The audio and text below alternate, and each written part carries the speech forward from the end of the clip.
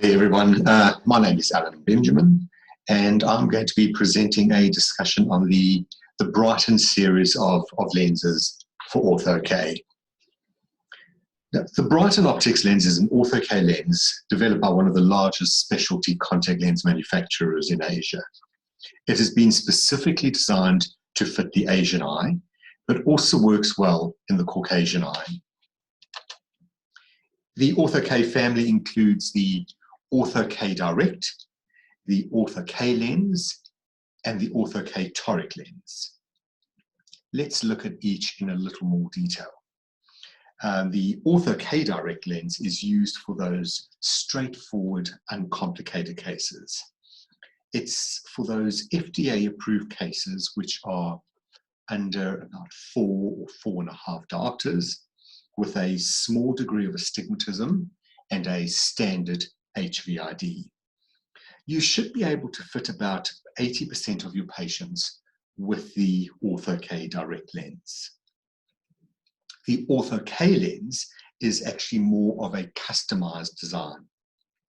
This is indicated for patients with specific non-standard prescriptions with higher degrees of myopia and a higher degree of astigmatism, or if there is something unusual about the cornea, for example, either a flatter cornea or a cornea with a larger HVID, or in a case where you may want to modify the edge profile.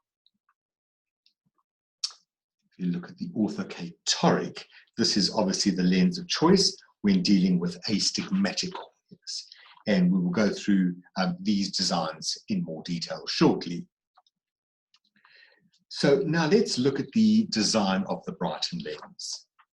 Like any Ortho-K lens, you have these specific zones that you need to be familiar with. You have the central treatment zone, excuse me, and this is the back optic zone radius. You then have the return zone, or the reverse curve, which is the darker green area of fluorescein. Next is the alignment curve, and then finally you have the edge.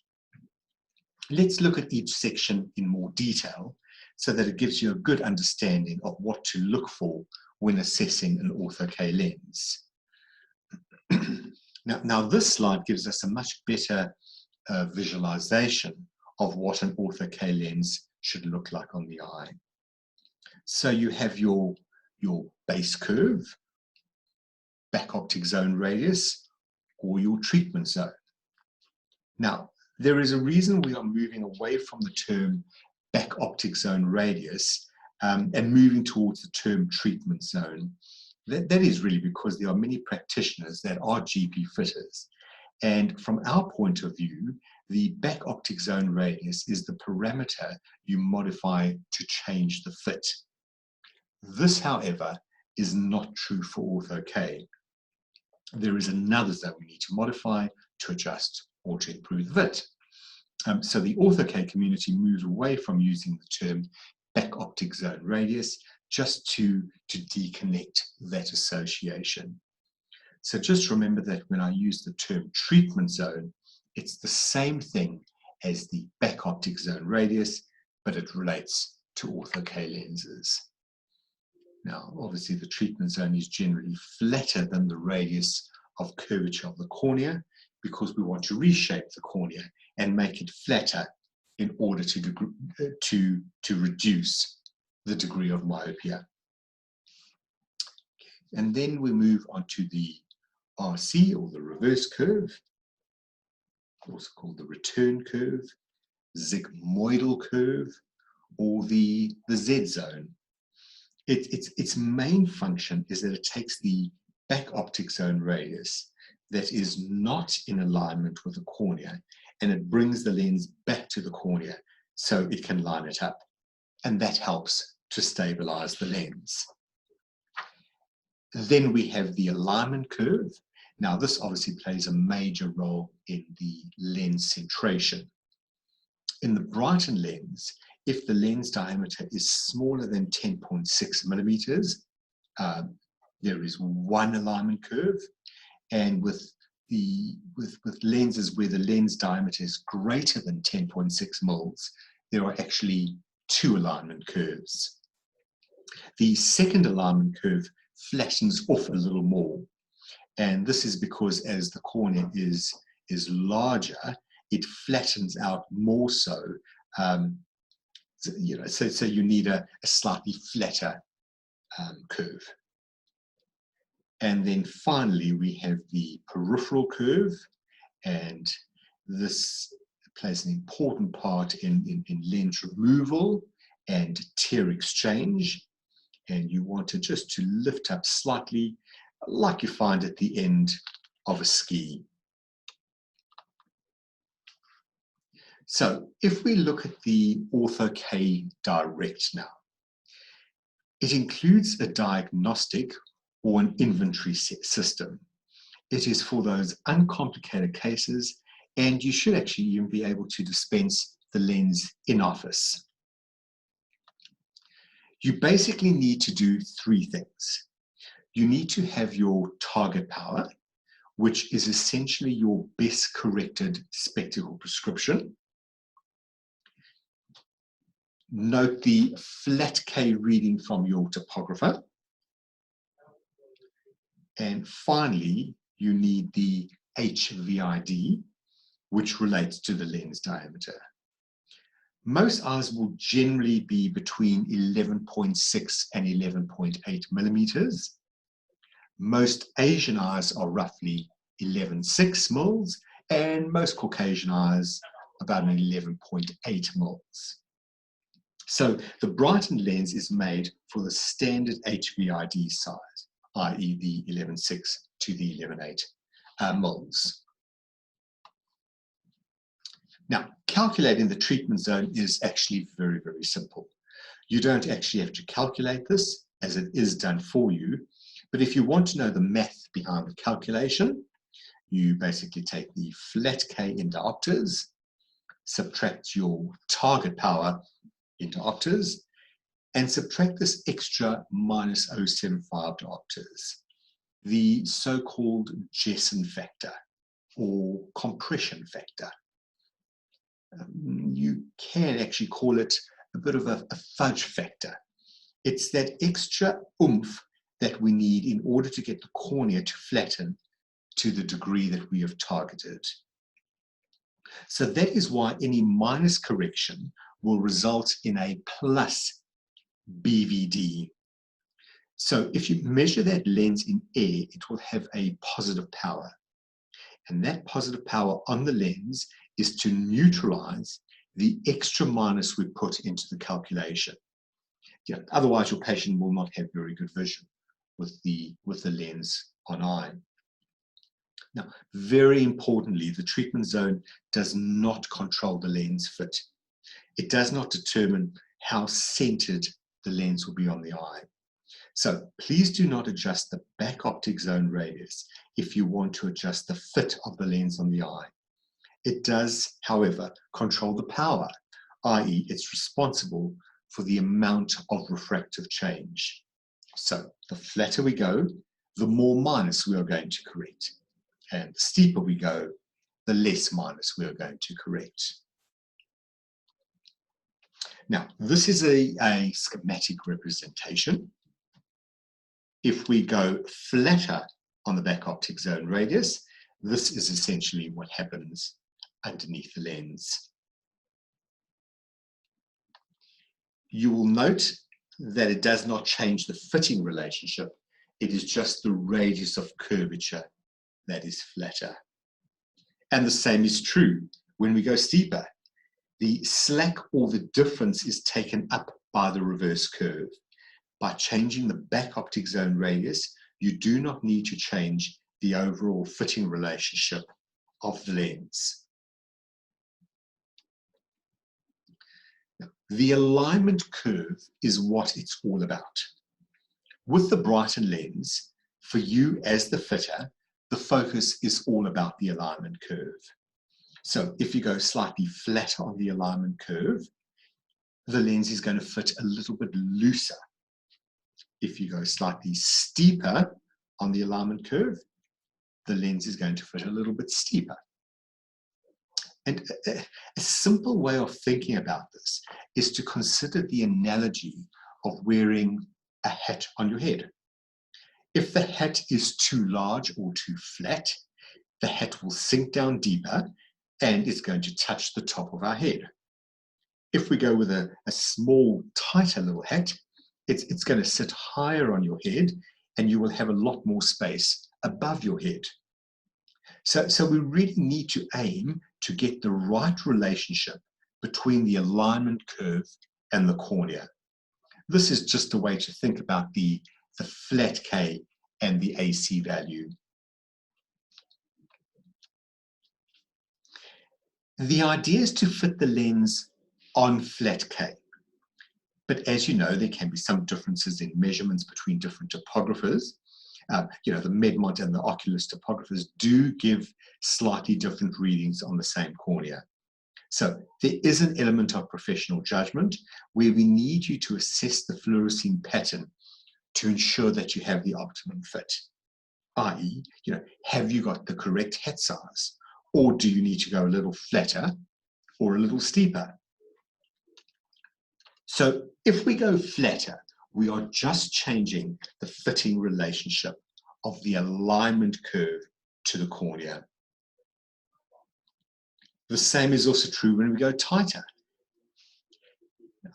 Just show you, slide 12 is on alignment. Slide 13 is flatter. And slide 14 is tighter.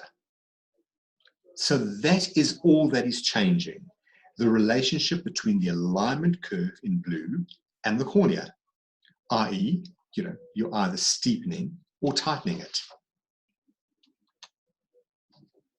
The lens diameter is very simple. It's your HVID minus 1 millimeter. So whatever your HVID measurement is, you deduct 1 millimeter, and this provides the overall lens diameter. Now, because the Ortho-K Direct works with the tri-lens fitting set, 80% of your cases will likely have an HVID that is between 11.6 or 11.8 millimeters. In these cases, the lens diameter that you will fit will be the 10.6 or the 10.8 millimeters respectively. If you move out of this range, you will then use the custom design, which is the Ortho-K lens. You then want to assess the peripheral curve of the lens. You want a nice bright green ring all the way around the lens. This is a good sign that the edge is lifting off and you have good tear exchange occurring. The width is 0.4 millimeters and the standard edge radius is 12 mils. Now, this can be increased, i.e., going flatter up to 13 mils if it's too tight, or reduced, i.e., you can go steeper down to 11 mils if it's too loose. It's always better to go a little bit looser than too tight.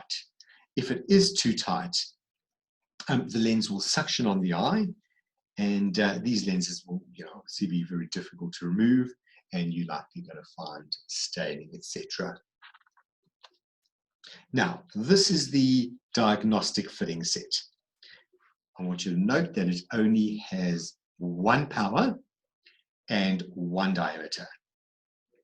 The sets are available in a 10.6 and a 10.8 millimeter. So the purpose of this fitting set is to figure out the correct alignment curve value, i.e., figure out the correct hat size. So I will take my values and I will pick the lens that is closest to the flat K. Note that there are back optic zone radius values there too. These are really of no importance to you in the fitting process. The only reason that they are there is so that you can verify that you have the correct lens. If you verify this on a radioscope and you have, for example, the 43 alignment value, the base curve radius should be 8.82 millimeters. Then you know you have the correct lens. Otherwise, you really can just ignore this value. So let's see how the system works. We use our flat K at 3 millimeters, which is essentially the sim K flat value. It's 43.57. We look at the value which is closest to that, which is 43.5 diopters, and the HVID matched up at 10.6 mils. So now we go to our fitting set and take the lens marked with 43.5 and place it on the eye. Excuse me. Just let that lens settle for, say, 10 to 15 minutes, and preferably we get the patient to sit with their eyes closed, similar to the condition that the lens will be on the eye at night. And then we assess the fit. As with most GP lenses, with the blink, you would expect plus or minus 1 millimeter of movement. Looking at the treatment zone, you want a well demarcated area. It is a darker area. And just remember that it's not touch, but indicates the fluorescein layer is less than about 20 microns. You then look at the reverse curve and the wide alignment curve. We are looking for good demarcation from the reverse curve to the alignment curve and to the edge. You want to see the clear ring starting to develop. And also remember that there is a 3 to 6 to 1 ratio to look at between the reverse zone, alignment curve, and the edge. And as I said, it is a fluorescein-based fit, which implies that the more you do, the better you become. So there is a bit of a learning curve, but it is not a very complicated one. So if we look at these fits, if you look at the diagram on the left, you will notice some bleeding of the fluorescein. In other words, some fluorescein is actually seeped under the alignment curve. And this tells me that my hat is too flat. That means that my alignment curve is a little too flat, and I really want to tighten that alignment curve value. Looking at the diagram on the right, the opposite is true here. Here my hat is too tight and it's sitting too far away, from my head, and I'm getting a lot more pooling in the center. So I need to loosen my alignment curve so that the hat can actually drop, so that we can achieve a proper ratio with a good central treatment zone. So really stressing this point about the alignment curve, as this is what the fit is all about. When the lens looks too flat, we want to steepen the alignment curve value. We want to bring that alignment curve in. If we find a fit that's too tight, we want to loosen it. So how do we do that? If the 43.5 lens was fitted on the eye, we will now select a lens that is a little flatter in the alignment curve. We will take that lens out of the fitting set, insert it into the eye, let it settle, and do the fluorescein evaluation. And if it now looks correct, then we know that it is the correct hat size. That is the correct alignment curve value, and that we want to, that's the lens we want to use for this patient. So now that we have determined that, we now need to calculate the actual treatment power.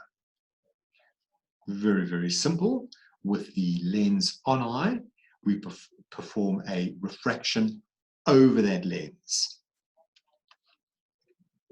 So we either add or subtract our over-refraction from the power of our trial lens, and this will give us our final lens power.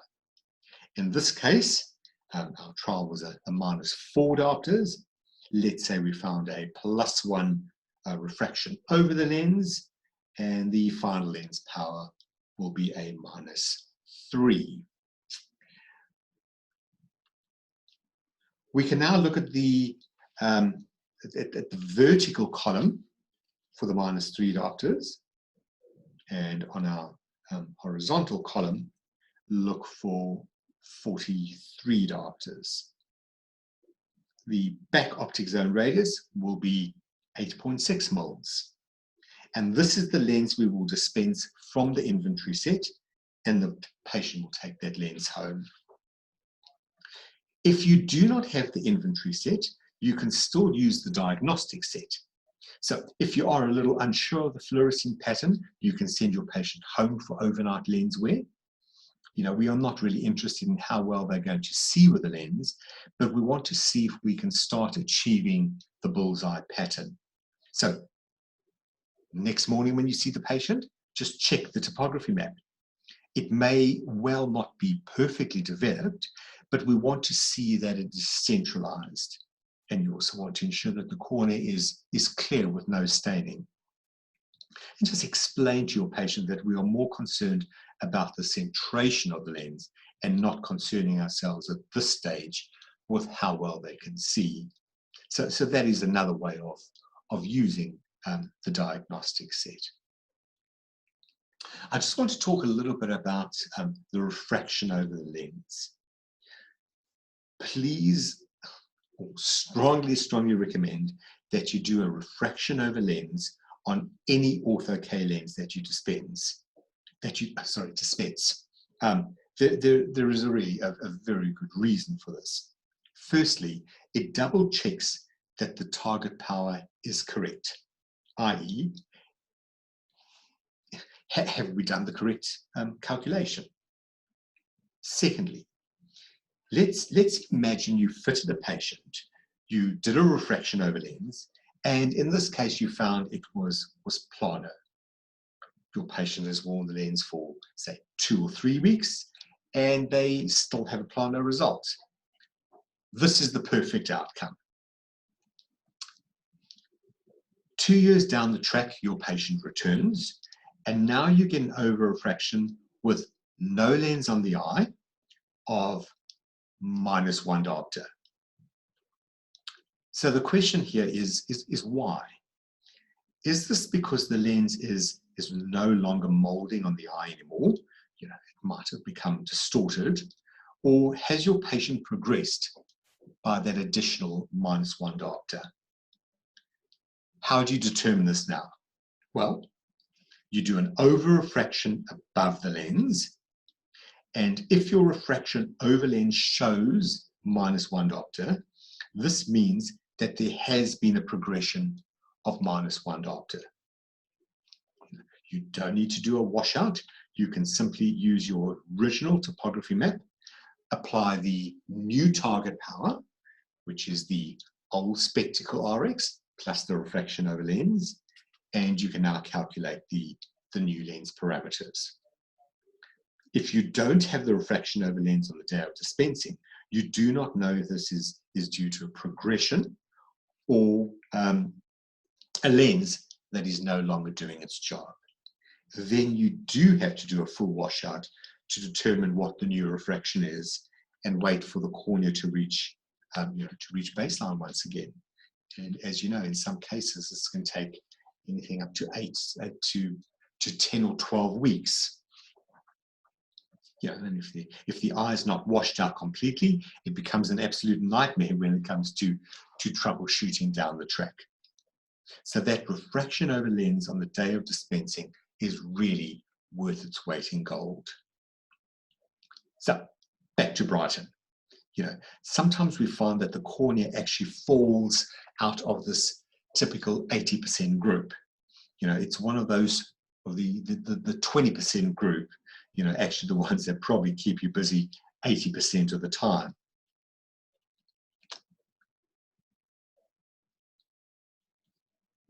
Okay. You then switch over to the Ortho K design, which is a custom order. So here we still need the same information. You know, we need the subjective refraction for the target power, some K values, and the HVID. The difference is that in this case, you need to use a spreadsheet or the calculator. It's really actually fairly simple. All you have to do is complete this table. Excuse me. You enter the SIMK values, the spectacle RX, and you enter your target power, which is your spherical equivalent. Bear in mind, this design is not for high astigmatic corrections. This is where the astigmatism is less than about 1.5 diopters of spectacle astigmatism. And finally, you enter the HVID. The calculator will do the work and will provide the information for the lab to manufacture the required lens. So all we need is this completed spreadsheet. We will then email this to Brighten, and they will then customize the lens design for you based on this information. Keep in mind with the system that because we are not verifying the fitting with your diagnostic lens, your capturing of maps is very, very important. And accuracy of maps is where it's at.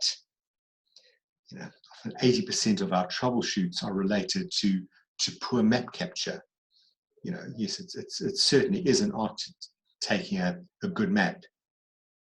You often find that many practitioners spend 4 or 5 minutes capturing the maps and 25 or 30 minutes refining the prescription and doing other tests.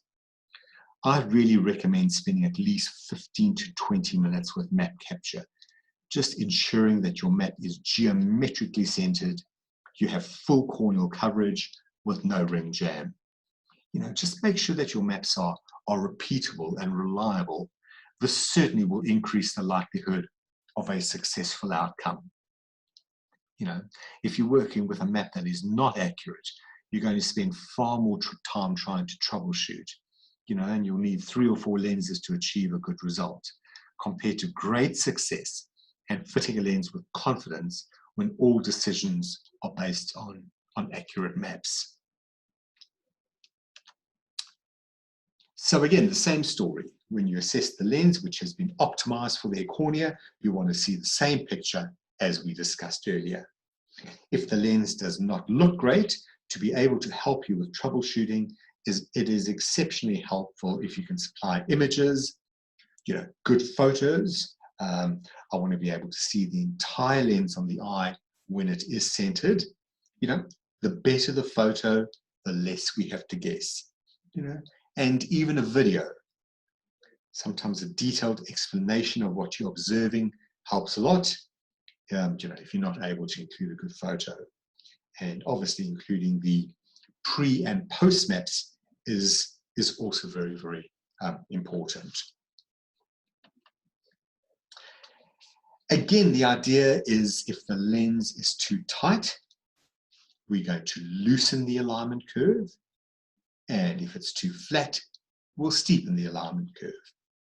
Also, just remember that we do not need to make too much of a change to the alignment curve, as this can affect the lens centrations.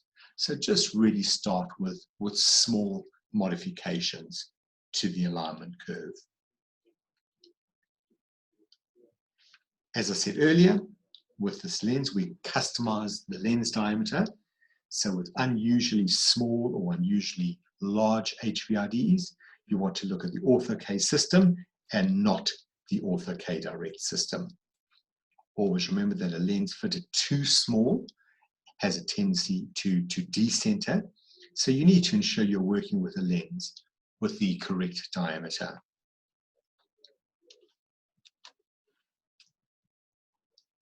And the last lens in the system is the Ortho-K toric lens.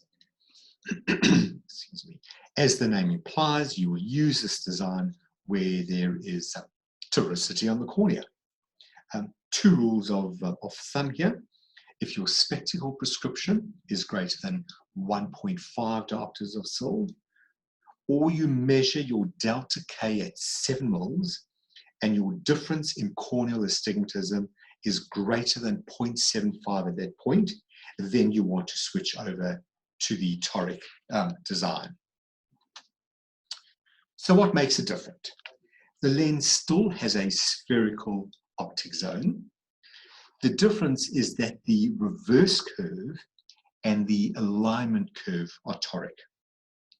So it has different angles for the different principal meridians. This will result in better alignment of the lens in the astigmatic cornea. So we have to differentiate the type of astigmatism too. As you all know, we get our central astigmatism. This astigmatism is more central. It ends halfway across the cornea, and it becomes more spherical as you move towards the periphery.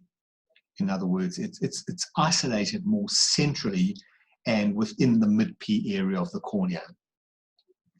The way to check for this on your topographer is to go and look at the 7mm chord, and your delta K should be fairly spherical. It will be less than 0.75 diopters. So if your spectacle prescription has a small degree of cylinder and the delta K at 7 mils is less than 0.75, you can still use the spherical design.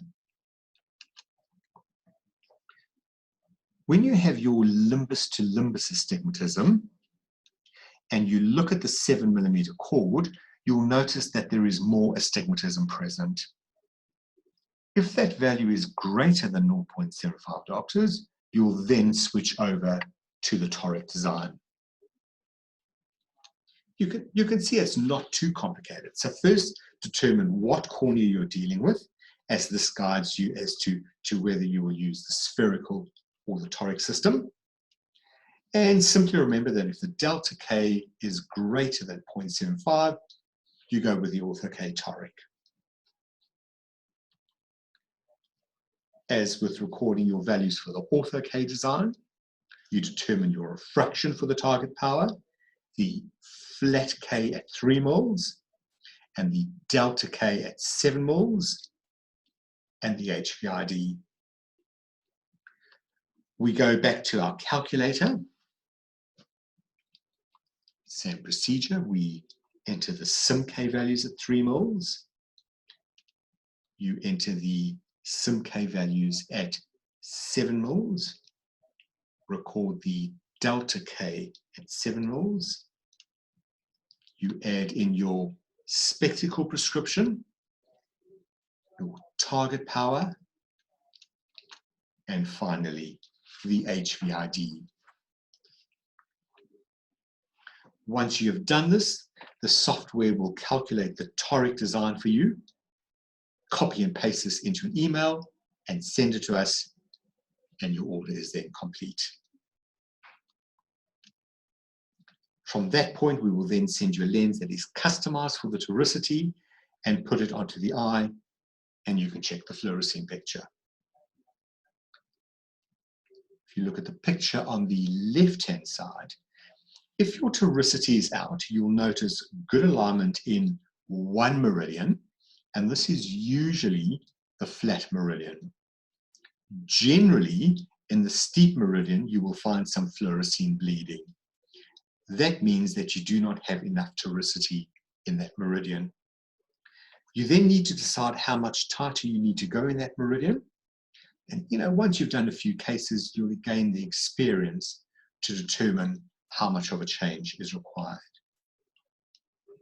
Referring to the middle photograph, if you have good alignment, the lens will align like a spherical lens.